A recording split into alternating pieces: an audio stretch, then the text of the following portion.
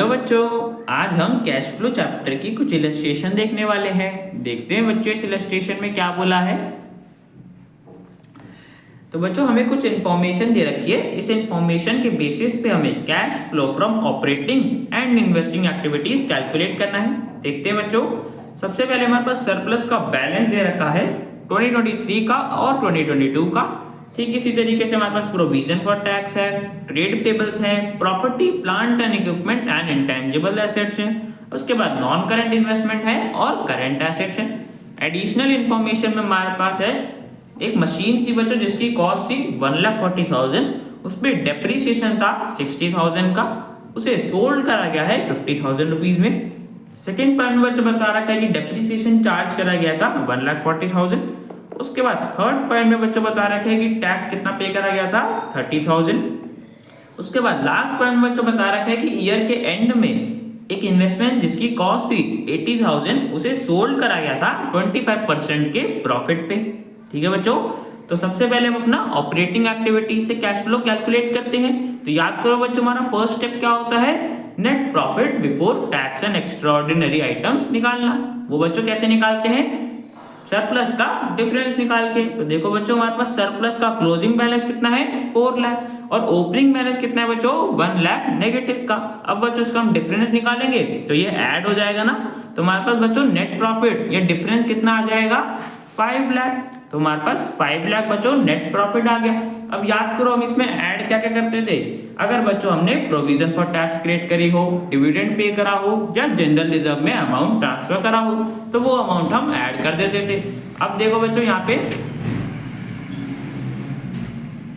हमारे पास बता रखा था कि प्रोविजन फॉर टैक्स थी क्वेश्चन में। अब देखो बच्चों, मैंने पहले बताया हुआ है कि जो प्रोविजन फॉर टैक्स का क्लोजिंग ओपनिंग वाला बैलेंस होता है जो कि बच्चों हमें दे रखा था ना 30,000, ये होता है बच्चों कितना टैक्स पे करा गया होगा 30,000। और जो बच्चों ओपनिंग बैलेंस होता है सॉरी बच्चों क्लोजिंग बैलेंस होता है वो हमें बताता है कि कितने की प्रोविजन क्रिएट करी गई होगी करंट ईयर के लिए। एक बार बच्चों वापस देख लो, जो हमारे पास ओपनिंग बैलेंस होता है वो होता है बच्चों कितना टैक्स पे करा गया, और जो क्लोजिंग बैलेंस होता है वो बच्चों बताता है कि कितने की प्रोविजन क्रिएट करी गई होगी टैक्स के लिए करेंट ईयर में, है ना बच्चों। तो 30,000 की बच्चों प्रोविजन क्रिएट करी होगी करेंट ईयर में। अब बच्चों सरप्लस के थ्रू ही तो क्रिएट करी होगी ना, तो इसे बच्चों हमें ऐड करना पड़ेगा।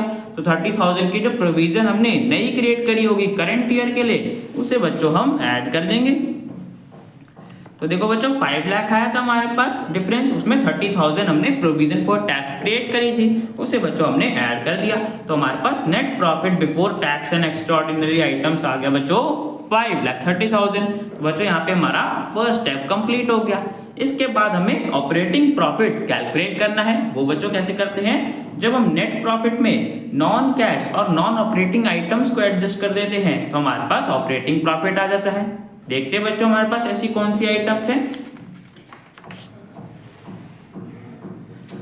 देखो बच्चों हमारे पास क्वेश्चन में बता रखा था कि डेप्रीसिएशन चार्ज करी गई थी 1,40,000 की। अब बच्चों देखो डेप्रीसिएशन तो एक टाइप का नॉन कैश एक्सपेंस है ना, जिसके लिए हमें एक्चुअल में तो कोई कैश पे नहीं करना पड़ता। और बच्चों याद करो जितने भी नॉन कैश एक्सपेंस होते हैं उन्हें हमें ऐड करना होता है। तो बच्चों डेप्रीसिएशन भी नॉन कैश एक्सपेंस है, इसलिए हम इसको ऐड कर देंगे। तो बच्चों देखो डेप्रीसिएशन को हम ऐड कर देंगे 1,40,000 बिकॉज नॉन कैश एक्सपेंस है।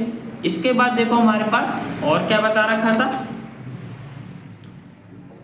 फर्स्ट पॉइंट में बच्चों बता रखा था कि मशीन थी जिसकी कॉस्ट थी 1,40,000, उस पर डेप्रीसिएशन कितने का चार्ज करा गया था 60,000। तो बच्चों डेप्रीसिएशन के बाद हमारे पास बुक वैल्यू कितने बच गई, सिंपल 1,40,000 में से 60,000 को माइनस कर देंगे। तो बच्चों हमारे पास मशीन की बुक वैल्यू आ जाएगी 80,000। अब बच्चों देखो हमारी मशीन की बुक वैल्यू कितनी है 80,000, उसे हमने सोल्ड कितने में करा 50,000 में। तो यहाँ पे तो बच्चों हमने लॉस पे सेल करा है ना, कितने के लॉस पे, हमारे पास 80,000 की मशीन थी उसे हमने 50,000 में सेल करा, मतलब 30,000 के लॉस पे सेल करा है। तो बच्चों देखो 30,000 का भी लॉस हुआ, ये तो बच्चों हमारे मेन बिजनेस की ऑपरेटिंग एक्टिविटी से तो बच्चों हमें इनकर नहीं हुआ ना, बिकॉज मशीन सेल करना हमारे मेन बिजनेस की ऑपरेटिंग एक्टिविटीज में तो नहीं आती। तो बच्चों देखो जो जितने भी हमारे पास नॉन ऑपरेटिंग एक्सपेंस होते हैं उन्हें बच्चों हमें ऐड करना होता है। तो बच्चों loss on cell of asset भी एक टाइप का नॉन ऑपरेटिंग एक्सपेंस है, तो इसे बच्चों हम ऐड कर देंगे। तो बच्चों 30,000 का हमें लॉस हुआ था उस मशीनरी को सेल करने पे, इसलिए बच्चों हम उसे ऐड कर देंगे बिकॉज ये एक नॉन ऑपरेटिंग एक्सपेंस है, तो ऐड कर दिया। अब बच्चों देखो इसी तरीके से हमने एक इन्वेस्टमेंट भी सेल कर रहे थे ना। देखो बच्चों लास्ट पॉइंट में मैं बता रखा था कि इन्वेस्टमेंट जिसकी कॉस्ट थी 80,000 उसे 25% के प्रॉफिट पे सेल करा गया था। तो ये भी बच्चों एक टाइप की हमारे पास नॉन ऑपरेटिंग एक्टिविटी होगी ना, बिकॉज हमारा मेन बिजनेस का काम तो नहीं होगा इन्वेस्टमेंट सेल करना, ये बच्चों नॉन ऑपरेटिंग एक्टिविटी है। अब इसमें देखो हमारे पास प्रॉफिट पे सेल हुआ है, मतलब नॉन ऑपरेटिंग इनकम है। अब कितने की इनकम हुई होगी, प्रॉफिट कितने का बोला है 25%, तो बच्चों हम 25% निकाल लेंगे 80,000 का, तो हमारे पास कितना आ जाएगा 20,000, सिंपल 1/4 हो गया 80,000 का। तो बच्चों हमने 20,000 के प्रॉफिट पे सेल करा। तो बच्चों जो 20,000 की हमें इनकम हुई होगी ये तो बच्चों एक टाइप की नॉन ऑपरेटिंग इनकम है ना, बिकॉज हमारे मेन बिजनेस की ऑपरेटिंग एक्टिविटीज से ये इनकम हमें अर्न नहीं हुई है।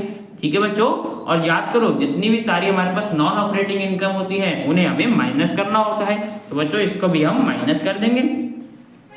तो बच्चों gain on sale of investment non operating income है, 20,000 का हमें प्रॉफिट हुआ था, माइनस कर देंगे। ठीक है बच्चों, अब हम इसे सॉल्व करेंगे तो हमारे पास ऑपरेटिंग प्रॉफिट आ गया 6,80,000। अब इसके बाद देखो बच्चों हमें क्या करना होता है, जो भी हमारे पास वर्किंग कैपिटल मतलब करंट एसेट और करंट लायबिलिटी में चेंज आए हो उन्हें हमें एडजस्ट करना होता है। देखते हैं बच्चों क्या चेंज आया था। हमारे पास देखो बच्चों करंट एसेट दे रखे थे जिसका ओपनिंग बैलेंस था 4,60,000 और क्लोजिंग बैलेंस था 5,20,000। अब यहाँ पे देखो बच्चों करंट एसेट्स इंक्रीज हो रहे हैं ना, और जब भी करंट एसेट्स इंक्रीज होते हैं तो बच्चों हमें माइनस करना होता है ना, तो बच्चों माइनस कर देंगे। 60,000 से करंट एसेट्स हमारे इंक्रीज हो गए थे, तो इंक्रीज इन करंट एसेट्स 60,000 से हमने माइनस कर दिया। ठीक है बच्चों, इसके बाद देखते हैं हमारे पास करंट लायबिलिटीज में क्या चेंज आया। तो देखो बच्चों हमारे पास ट्रेड पेबल दे रखे थे, वो भी करंट लायबिलिटी है ना, जिसका ओपनिंग बैलेंस कितना है 40,000 और क्लोजिंग बैलेंस कितना है 1,50,000। अब यहाँ पे देखो बच्चों करंट लायबिलिटी हमारी इंक्रीज होगी ना, कितने से 1,10,000 से हमारे ट्रेड पेबल्स इंक्रीज हो गए। और बच्चों जब भी करंट लायबिलिटी इंक्रीज होती है तो हमें ऐड करना होता है, तो बच्चों ऐड कर देंगे। 1,10,000 से इंक्रीज हुई थी, तो इंक्रीज इन ट्रेड पेबल्स 1,10,000 हमने ऐड कर दिया। अब बच्चों हम इसे सॉल्व करेंगे तो हमारे पास cash generated from operating activities आ जाएगा बिफोर टैक्स, बिकॉज बच्चों में क्वेश्चन में बता रखा था ना कि टैक्स भी पे करा गया है, तो बिफोर टैक्स हमारे पास कितना कैश जनरेट हुआ है 7,30,000। अब इसमें बच्चों टैक्स कितने का पे करा था 30,000 का, तो वो माइनस कर देंगे। 30,000 का टैक्स पे करने के बाद हमारे पास बच्चों कितना कैश फ्लो जनरेट हुआ ऑपरेटिंग एक्टिविटीज से 7 लाख। तो बच्चों हमने cash flow from operating activities calculate कर दिया 7 लाख। अब इसके बाद बच्चों हमें इन्वेस्टिंग एक्टिविटीज से भी कैश फ्लो कैलकुलेट करना है। देखते हैं बच्चों हमारे पास क्वेश्चन में इसके रिगार्डिंग क्या इंफॉर्मेशन दी। तो सबसे पहले बच्चों देखो हमारे पास मशीन के बारे में कुछ एडिशनल इन्फॉर्मेशन दे रखी थी ना, तो बच्चों हम अपना प्रॉपर्टी प्लांट और इक्विपमेंट अकाउंट बना लेते हैं फिक्स्ड एसेट का, उसी में हमारे पास मशीन भी आ जाएगी। अब इसका देखो बच्चों हमें ओपनिंग बैलेंस दे रखा था और क्लोजिंग बैलेंस भी दे रखा था ना, तो सबसे पहले हम अपना बैलेंस का अमाउंट लिख लेंगे। तो बच्चों देखो प्रॉपर्टी प्लांट और इक्विपमेंट अकाउंट में हमारे पास ओपनिंग बैलेंस आ गया डेबिट साइड में और क्लोजिंग बैलेंस आ गया बच्चों क्रेडिट साइड में। अब इसके बाद देखो हमारे पास क्वेश्चन में क्या बता रखा था कि बच्चों डेप्रिसिएशन चार्ज करी गई थी 1,40,000 की, तो बच्चों आ जाती है डेप्रिसिएशन कौन सी साइड में आती है क्रेडिट साइड में ना, क्रेडिट साइड में लिख देंगे 1,40,000 की डेप्रिसिएशन चार्ज करी गई थी। ठीक है बच्चों, इसके बाद देखो हमारे पास और क्या बता रखा था। अब देखो बच्चों ध्यान से समझना, हमारे पास फर्स्ट पॉइंट में बता रखा था ना कि एक मशीन थी जिसकी कॉस्ट थी 1,40,000, उस पे डेप्रिसिएशन चार्ज करा गया था 60,000 का, उसे हमने सोल्ड कर दिया 50,000 रुपीज में। अब देखो बच्चों डेप्रिसिएशन तो हम पहले ही लिख चुके हैं, तो ये 60,000 वाला डेप्रिसिएशन तो बच्चों इसी में इंक्लूडेड था ना, तो ये डेप्रिसिएशन तो बच्चों हमें लिखना नहीं, बिकॉज पहले हमने जो टोटल डेप्रिसिएशन था 1,40,000 वो लिख दिया है। और बच्चों हमें और क्या लिखना है, जितने में हमने सेल करी, तो बच्चों हमने 50,000 में सेल करा था ना मशीनरी को, तो 50,000 आ जाएगा बच्चों क्रेडिट साइड में बाय बैंक अकाउंट। मशीनरी को सेल करके हमें 50,000 रुपीज मिले, तो बाय बैंक अकाउंट सेल आ गया 50,000, और बाय डेप्रिसिएशन अकाउंट हमने पहले ही लिख लिया था। इस मशीनरी की डेप्रिसिएशन भी इसी अमाउंट में इंक्लूडेड थी, है ना बच्चों।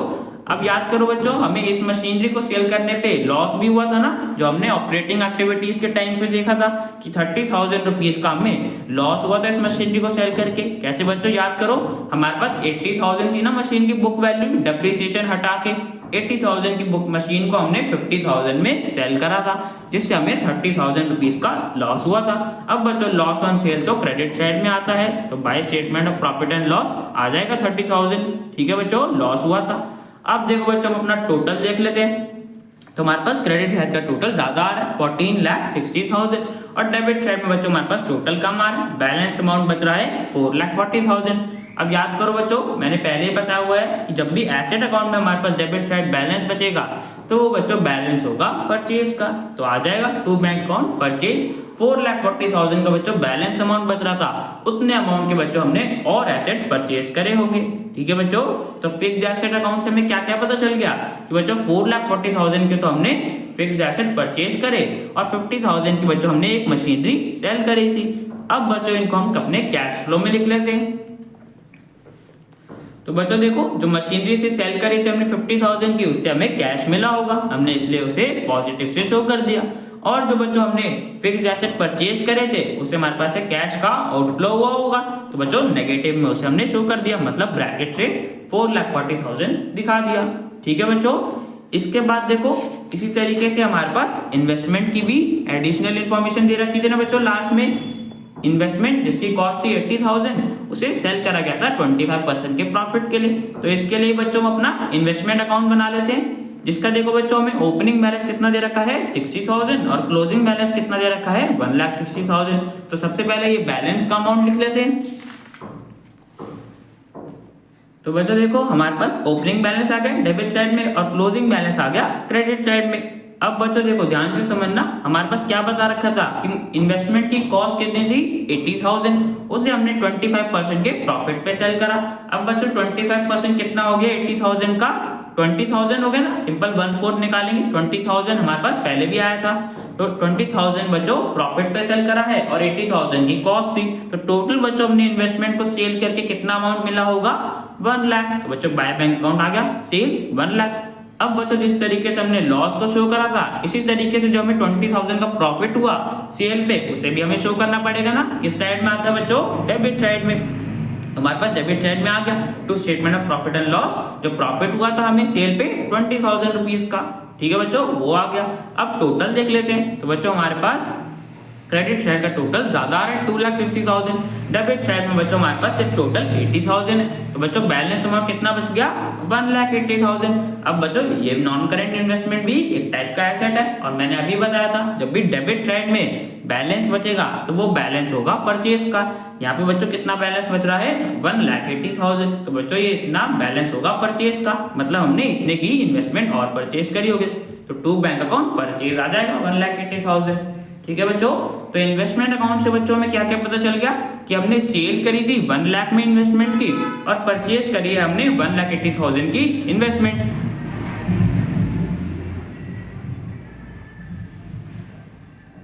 अब बच्चों इसे हम अपने कैश फ्लो में लिख लेते हैं। तो देखो बच्चों, जो हमने इन्वेस्टमेंट परचेज करी थी उससे हमारे पास कैश का आउटफ्लो हुआ होगा 1,80,000 का, तो बच्चों वो हमने माइनस मतलब ब्रैकेट से शो कर दिया। और जो बच्चों हमने इन्वेस्टमेंट सेल करी थी वो बच्चों हमारे पास कैश मिला होगा, तो उसे हमने पॉजिटिव से शो कर दिया। अब बच्चों हम इसे सॉल्व करेंगे तो हमारे पास नेगेटिव का आंसर आ रहा है 4,70,000। अब बच्चों नेगेटिव क्या इंडिकेट करता है कि कैश यूज हुआ है इन्वेस्टिंग एक्टिविटीज में। अगर पॉजिटिव आता तो वो कैश फ्लो होता। तो बच्चों हमने इन्वेस्टिंग एक्टिविटीज से भी कैश फ्लो कैलकुलेट कर दिया। कितना बच्चों 4,70,000 का कैश यूज हुआ होगा इन्वेस्टिंग एक्टिविटीज में। तो बच्चों ये क्वेश्चन हमारा कंप्लीट हो जाता है। अब देखते बच्चों इस इलस्ट्रेशन में क्या बोला है। तो बच्चों हमें कुछ इन्फॉर्मेशन दे रखी है, इस इन्फॉर्मेशन के बेसिस पे हमें cash flow from financing activities calculate करना है। देखते बच्चों, सबसे पहले हमारे पास इक्विटी शेयर कैपिटल का बैलेंस दे रखा है 2023 का और 2022 का।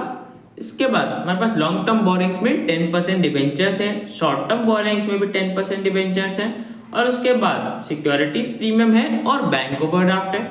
एडिशनल इन्फॉर्मेशन में बच्चों बता रखे कि इंटरेस्ट पे करा गया था डिबेंचर्स पे 10,000 रुपीज और बैंक ओवरड्राफ्ट पे करा गया था 15,000 रुपीज का। और प्रीवियस ईयर का इंटरेस्ट था 10,000 रुपीज। तो सबसे पहले बच्चों हम अपने बैलेंस देख लेते हैं। तो बच्चों देखो इक्विटी शेयर कैपिटल का ओपनिंग बैलेंस था 4 लाख और क्लोजिंग बैलेंस है 5 लाख। तो यहाँ पे देखो बच्चों हमारा शेयर कैपिटल इंक्रीज हो गया ना, कितने से 1 लाख से बच्चों इंक्रीज हो गया। अब बच्चों इंक्रीज कैसे हुआ होगा, जब हमने शेयर इश्यू करे होंगे, और जब बच्चों हम शेयर इश्यू करते तो हमें कैश भी तो रिसीव होता है ना, तो बच्चों इससे कैश का इनफ्लो हुआ होगा। अब बच्चों इनफ्लो हुआ है तो पॉजिटिव से दिखा देंगे, कैश बच्चों हमें रिसीव हुआ शेयर को इश्यू करके 1 लाख रुपीज। ठीक है बच्चों, नेक्स्ट आइटम देखते हैं। नेक्स्ट है हमारे पास लॉन्ग टर्म बोरिंग्स में 10% डिबेंचर्स से, जिसका बच्चों ओपनिंग बैलेंस भी 1 लाख था और क्लोजिंग बैलेंस भी 1 लाख है। तो यहाँ पे तो देखो बच्चों कोई चेंज ही नहीं आया। नेक्स्ट आइटम देखते हैं। नेक्स्ट है हमारे पास शॉर्ट टर्म बोरिंग्स में भी 10% डिबेंचर्स से, इसका बच्चों ओपनिंग बैलेंस था 50,000 बट क्लोजिंग बैलेंस 0 है। और यहाँ पे देखो बच्चों क्वेश्चन में कोई इन्फॉर्मेशन भी नहीं दे रखी, तो बच्चों हम क्या मान के चलेंगे कि जो हमारे पास 10% डिबेंचर्स से 50,000 रुपीज के ईयर के बिगिनिंग में उन्हें बच्चों रिडीम कर लिया होगा। बिकॉज बच्चों देखो ईयर के एंड में तो हमारे पास शॉर्ट टर्म बोरिंग्स में कोई भी डिबेंचर नहीं है ना, तो जो हमारे पास ईयर के बिगिनिंग में 50,000 का अमाउंट था 10% डिबेंचर्स का, उनकी बच्चों कंपनी ने पेमेंट कर दी होगी। और बच्चों पेमेंट करी होगी तो कैश का आउटफ्लो हुआ होगा ना, कैश गया होगा, तो बच्चों नेगेटिव से शो करना पड़ेगा। रिडेम्पशन ऑफ 10% डिबेंचर्स को हमने रिडीम कर दिया, रीपेमेंट कर दी उनकी, तो 50,000 आ गया। नेगेटिव का था तो हमने ब्रैकेट लगा दिए। ठीक है बच्चों, इसके बाद नेक्स्ट आइटम देखो। नेक्स्ट हमारे पास सिक्योरिटीज प्रीमियम, जिसका ओपनिंग बैलेंस था 40,000 और क्लोजिंग बैलेंस है 50,000। यहाँ पे देखो बच्चों हमारा प्रीमियम का अमाउंट इंक्रीज हो गया ना, कितने से 10,000 से, मतलब बच्चों 10,000 का प्रीमियम हमें और रिसीव हुआ होगा। अब बच्चों रिसीव हुआ होगा तो कैश का इनफ्लो हुआ होगा ना, तो बच्चों पॉजिटिव से दिखा देंगे, सिक्योरिटी प्रीमियम हमें रिसीव हुआ 10,000 रुपीज का। इसके बाद देखो बच्चों लास्ट टाइम में हमारे पास बैंक ओवरड्राफ्ट था, जिसका ओपनिंग बैलेंस था 1,50,000 और क्लोजिंग बैलेंस है 2 लाख। यहाँ पे देखो बच्चों हमारा ओवरड्राफ्ट का अमाउंट इंक्रीज हो गया, मतलब बैंक से हमने और लोन लिया होगा। अब बच्चों लोन लिया होगा तो हमें कैश भी तो रिसीव हुआ होगा ना, कितना 50,000, तो बच्चों हमें 50,000 का कैश इनफ्लो जनरेट हुआ, तो इंक्रीज इन बैंक ओवरड्राफ्ट आ गया, 50,000 रुपीज हमें कैश में मिले होंगे। ठीक है बच्चों, इसके बाद देखो एडिशनल इन्फॉर्मेशन में बता रखा था कि इंटरेस्ट पे करा गया था डिबेंचर्स पे 10,000 रुपीज, तो बच्चों पे कर रहे हैं तो कैश का आउटफ्लो हुआ होगा, तो नेगेटिव से शो कर देंगे, इंटरेस्ट पेड ऑन डिबेंचर्स 10,000 बच्चों नेगेटिव का था तो हमने ब्रैकेट से शो कर दिया। इसके बाद देखो बच्चों इसी तरीके से हमने बैंक ओवरड्राफ्ट पे भी इंटरेस्ट पे करा था 15,000 का, और हमें प्रीवियस ईयर का इंटरेस्ट भी दे रखा था। अब बच्चों देखो कैश फ्लो तो हम करंट ईयर का बना रहे हैं ना, तो बच्चों प्रीवियस ईयर के आइटम्स को हमें इग्नोर करना है। हमें कौन से इंटरेस्ट को देखना है बच्चों, करंट ईयर का, जो कि 15,000 था। अब बच्चों पे करा होगा तो कैश का आउटफ्लो हुआ होगा ना, तो इसे भी हम नेगेटिव से दिखा देंगे, interest on bank overdraft 15,000 negative का था, तो बच्चों हमने इस पे ब्रैकेट लगा दिए। अब बच्चों इसे सॉल्व करेंगे तो हमारे पास cash flow from financing activities आ जाएगा 85,000। तो बच्चों हमने कैश फ्लो कैलकुलेट कर लिया और बच्चे क्वेश्चन हमारा कंप्लीट हो जाता है। अब बच्चों चलते हैं नेक्स्ट क्वेश्चन पे। तो ये है बच्चों हमारा नेक्स्ट क्वेश्चन, देखते हैं इसमें क्या बोला है। तो बच्चों एक कंपनी है रेयान लिमिटेड, जिसके हमें कुछ इन्फॉर्मेशन दे रखी है। इस इन्फॉर्मेशन के बेसिस पे हमें cash flow from financing activities calculate करना है। देखते हैं बच्चों, सबसे पहले हमारे पास इक्विटी शेयर कैपिटल का बैलेंस दे रखा है 2023 का और 2022 का। इसके बाद 10% डिबेंचर्स है और 8% डिबेंचर्स है। एडिशनल इन्फॉर्मेशन में बच्चों बता रखा है फर्स्ट पॉइंट में कि इंटरेस्ट पे करा गया था डिबेंचर्स पे 10,000 रुपीज। सेकेंड पॉइंट में बच्चों बता रखा है कि डिविडेंड पे करा गया था 50,000 रुपीज का। और थर्ड पॉइंट में बता रखा है कि ड्यूरिंग द ईयर कंपनी ने बोनस शेयर इशू करे थे 2:1 के रेशियो में। तो सबसे पहले बच्चों अपना बैलेंस देख लेते हैं। तो बच्चों देखो इक्विटी शेयर कैपिटल का ओपनिंग बैलेंस हमारे पास 10 लाख और क्लोजिंग बैलेंस है 15 लाख। यहाँ पे देखो बच्चों हमारा शेयर कैपिटल इंक्रीज हो गया ना, कितने से 5 लाख से बच्चों इंक्रीज हो गया। अब बच्चों देखो इंक्रीज कब होता है शेयर कैपिटल, जब हम शेयर इशू करते हैं। और हमें क्वेश्चन में क्या बता रखा था कि कंपनी ने बोनस शेयर इशू करे हैं, मतलब बच्चों जो 5 लाख का इंक्रीज आया शेयर कैपिटल में, ये किसकी वजह से आया होगा, बोनस शेयर की वजह से। अब बच्चों देखो बोनस शेयर हम कैसे इशू करते हैं, मेंबर्स को फ्री में इशू करे जाते हैं ना बच्चों बोनस शेयर, तो कोई कैश की ट्रांजेक्शन तो होते ही नहीं, तो इसको बच्चों हम अपने कैश फ्लो स्टेटमेंट में भी शो नहीं कर सकते ना, बिकॉज कोई भी कैश की ट्रांजेक्शन नहीं हुई। ठीक है बच्चों, एक बार वापस से समझ लो, कभी भी बोनस शेयर आए तो बच्चों उसे हम कैश फ्लो में रिकॉर्ड नहीं करते, बिकॉज बोनस शेयर तो मेंबर को फ्री में इशू करे जाते हैं। ठीक है बच्चों, तो यहाँ पे जो 5 लाख का इंक्रीज हुआ इसे बच्चों हम अपने कैश फ्लो में रिकॉर्ड नहीं कर सकते, बिकॉज ये बोनस शेयर की वजह से था, जो कि कैश फ्लो स्टेटमेंट में नहीं आते। इसके बाद देखो बच्चों नेक्स्ट हमारे पास 10% डिवेंचर्स थे, जिसका बच्चों ओपनिंग बैलेंस है 1 लाख बट क्लोजिंग बैलेंस बच्चों 0 है। अब यहाँ पे देखो बच्चों क्वेश्चन में कोई इन्फॉर्मेशन तो दे नहीं रखी, तो बच्चों हम क्या मान के चलेंगे कि जो हमारे पास 10% डिवेंचर्स थे 1 लाख के ईयर के बिगिनिंग में, उन्हें बच्चों हमने ड्यूरिंग द ईयर रिडीम कर लिया होगा, मतलब उनकी पेमेंट कर दी होगी। तभी तो देखो बच्चों हमारे पास ईयर के एंड में 10% डिवेंचर्स में कुछ नहीं है ना, 10% डिवेंचर्स है ही नहीं। तो बच्चों देखो 10% डिवेंचर्स थे 1 लाख रुपीस के, उनकी बच्चों हमने रीपेमेंट कर दी होगी। और बच्चों पेमेंट करी होगी तो कैश के थ्रू करी होगी ना, जिससे कैश का आउटफ्लो हुआ होगा। तो बच्चों नेगेटिव साइन से शो कर देंगे, redemption of 10% debentures 1 lakh negative का था, तो बच्चों हमने इस पे ब्रैकेट लगा दिया। इसके बाद देखो बच्चों नेक्स्ट हमारे पास 8% डिवेंचर्स भी थे, जिसका ओपनिंग बैलेंस 0 है बट क्लोजिंग बैलेंस 2 लाख है। तो बच्चों देखो यहाँ पे हमें क्या समझ आ रहा है कि बच्चों हमारे पास 8% डिवेंचर्स ईयर के बिगिनिंग में तो नहीं थे बट ईयर के एंड में है, मतलब बच्चों हमने during the year 8% debentures issue करे होंगे ना, तभी तो हमारे पास ईयर एंड में डिवेंचर्स शो कर रहा है 8% वाले। तो बच्चों हमने जब डिवेंचर्स इशू करे होंगे तो हमें कैश बच्चों रिसीव हुआ होगा ना। जब बच्चों हमने 8% डिवेंचर इशू करे होंगे तो हमें कितना रहे कैश रिसीव हुआ होगा 2 लाख। तो बच्चों आ जाएगा proceed from issue of 8% debentures 2 lakh का बच्चों कैश का इनफ्लो हुआ होगा, इसलिए हमने इसे पॉजिटिव से शो कर दिया। इसके बाद देखो बच्चों एडिशनल इन्फॉर्मेशन में बता रखा था कि इंटरेस्ट पे करा गया था डिवेंचर्स पे 10,000 रुपीज पे कर रहे हैं, तो बच्चों कैश का आउटफ्लो है तो नेगेटिव से शो कर देंगे। Interest paid on debentures 10,000 negative का था तो हमने ब्रैकेट लगा दिया। इसके बाद देखो बच्चों नेक्स्ट बता रखा था डिविडेंड पे करा गया था, तो सिमिलरली ये भी बच्चों कैश का आउटफ्लो हुआ ना, तो इसे भी हम नेगेटिव से शो कर देंगे। डिविडेंड पेड 50,000 नेगेटिव का। अब बच्चों इसे सॉल्व करेंगे तो हमारे पास cash flow from financing activities आ जाएगा 40,000। तो बच्चों इस क्वेश्चन में हमने कैश फ्लो कैलकुलेट कर लिया फाइनेंसिंग एक्टिविटीज से, तो बच्चों क्वेश्चन हमारा कंप्लीट हो जाता है। अब चलते हैं नेक्स्ट क्वेश्चन पे। तो ये है बच्चों हमारा नेक्स्ट क्वेश्चन, देखते हैं इसमें क्या बोला है। तो बच्चों हमें कुछ इन्फॉर्मेशन दे रखी है कंपनी के बैलेंस शीट से 31 मार्च 2023 की। देखते बच्चों सबसे पहले हमारे पास इक्विटी शेयर कैपिटल है, जिसका ओपनिंग बैलेंस हमें दे रखा है 2022 का और क्लोजिंग बैलेंस दे रखा है 2023 का। इसके बाद हमारे पास 12% प्रेफरेंस शेयर कैपिटल है, सिक्योरिटीज प्रीमियम रिजर्व है और 12% डिवेंचर्स हैं। एडिशनल इन्फॉर्मेशन बच्चों बता रखा है फर्स्ट पॉइंट में कि इंटरिम डिविडेंड पे करा गया था इक्विटी शेयर्स पे 15% के हिसाब से। सेकंड पॉइंट में बच्चों बता रखा है कि प्रेफरेंस शेयर्स पर भी डिविडेंड पे कर दिया गया था। थर्ड पॉइंट में बच्चों बता रखा है कि प्रेफरेंस शेयर को रिडीम कर लिया गया था 5% के प्रीमियम पे 31 मार्च 2023 को। फोर्थ पॉइंट में बच्चों बता रखा है कि न्यू शेयर और डिवेंचर इशू करे गए थे करंट ईयर के लास्ट डेट पे। अब बच्चों हमें cash flow from financing activities calculate करना है। देखते बच्चों, तो हमारा सबसे पहले इक्विटी शेयर कैपिटल का बैलेंस देखो बच्चों, जिसका ओपनिंग बैलेंस था 7 लाख और क्लोजिंग बैलेंस है 9 लाख। यहाँ पे देखो बच्चों हमारा शेयर कैपिटल इंक्रीज हो गया ना, कितने से 2 लाख से। अब बच्चों इंक्रीज कैसे आया होगा, जब हमने शेयर इशू करे होंगे तभी तो बच्चों हमारा शेयर कैपिटल इंक्रीज होगा ना। और जब बच्चों शेयर इशू करे होंगे तो बच्चों कैश भी तो रिसीव हुआ होगा ना, तो 2 लाख बच्चों हमें कैश रिसीव हुआ होगा। अब बच्चों हम देख लेते हैं हमारे पास प्रीमियम में भी कोई अमाउंट चेंज आया क्या, हमने शेयर प्रीमियम पे इशू तो नहीं करे थे।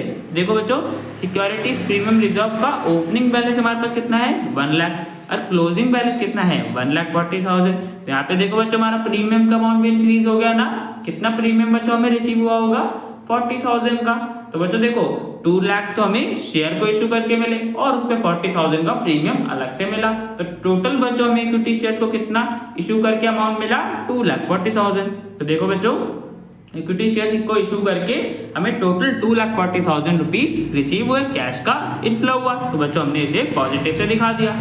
इसके बाद देखो बच्चों नेक्स्ट हमारे पास 12% प्रेफरेंस शेयर कैपिटल था, जिसका ओपनिंग बैलेंस है 5 लाख और क्लोजिंग बैलेंस है 3 लाख। यहाँ पे देखो बच्चों हमारे पास प्रेफरेंस शेयर कैपिटल डिक्रीज हो गया, मतलब बच्चों हमने रिडीम करा होगा। और बच्चों क्वेश्चन में हमें बता भी रखा था कि प्रेफरेंस शेयर को रिडीम करा गया था 5% के प्रीमियम पे, तो बच्चों कितने को रिडीम कर दिया होगा 2 लाख। 2 लाख से डिक्रीज हुआ ना, तो बच्चों 2 लाख के प्रेफरेंस शेयर्स को हमने रिडीम कर दिया होगा।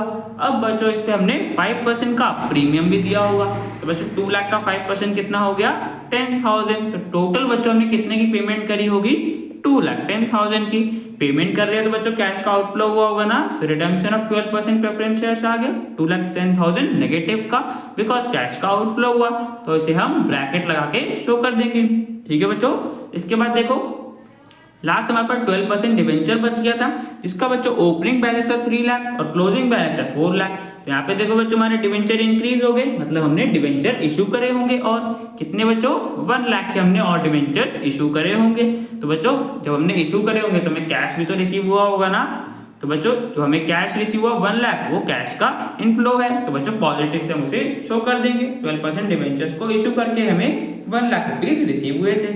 ठीक है बच्चों, इसके बाद एडिशनल इंफॉर्मेशन में देख रहे थे क्या बोल रखा था।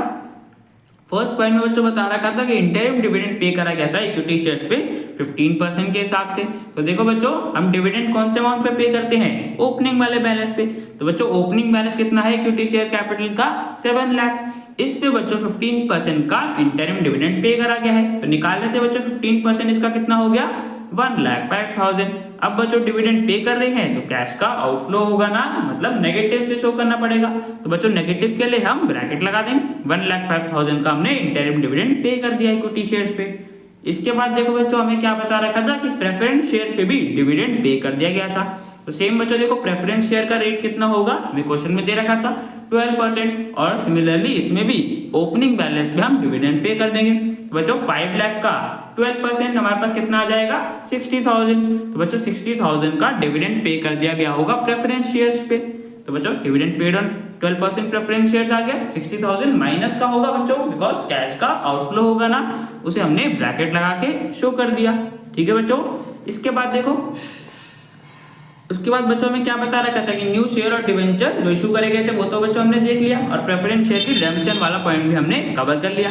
अब बच्चों देखो ध्यान से समझना, जब हमने इक्विटी शेयर और प्रेफरेंस शेयर पे डिविडेंड पे कर दिया तो बच्चों जो डिवेंचर्स पे इंटरेस्ट होगा वो भी तो बच्चों पे कर दिया होगा ना, बिकॉज बच्चों यूजुअली तो हम इंटरेस्ट ऑन डिवेंचर्स पहले पे करते हैं, उसके बाद डिविडेंड पे करते हैं। अब यहाँ पे बच्चों हमें क्वेश्चन में कोई इन्फॉर्मेशन नहीं दे रखी कि क्या डिवेंचर्स पे इंटरेस्ट पे करा है या नहीं करा, तो बच्चों हम डिवेंचर्स की भी पेमेंट की एंट्री मान लेंगे। मतलब बच्चों हमने 12% के हिसाब से डिवेंचर्स पे इंटरेस्ट पे कर दिया होगा। कौन से बैलेंस पे? ओपनिंग बैलेंस पे। तो बच्चों 3 लाख का 12% कितना हो गया? 36,000। तो 36,000 बच्चों हमने डिवेंचर्स पे इंटरेस्ट पे कर दिया होगा। तो इंटरेस्ट पेड ऑन 12% डिवेंचर्स आ गया। 36,000 पे कर रहे हैं तो कैश का आउटफ्लो हुआ, ब्रैकेट से हमने शो कर दिया। अब बच्चों इसे सॉल्व करेंगे तो हमारे पास आंसर आ जाएगा 71,000 माइनस का। अब बच्चों माइनस का आ रहा है तो हमारे पास कैश यूज हुआ है फाइनेंसिंग एक्टिविटीज में। तो बच्चों हमने फाइनेंसिंग एक्टिविटीज से कैश फ्लो कैलकुलेट कर लिया और बच्चों क्वेश्चन हमारा कंप्लीट हो गया। मिलते हैं नेक्स्ट वीडियो में।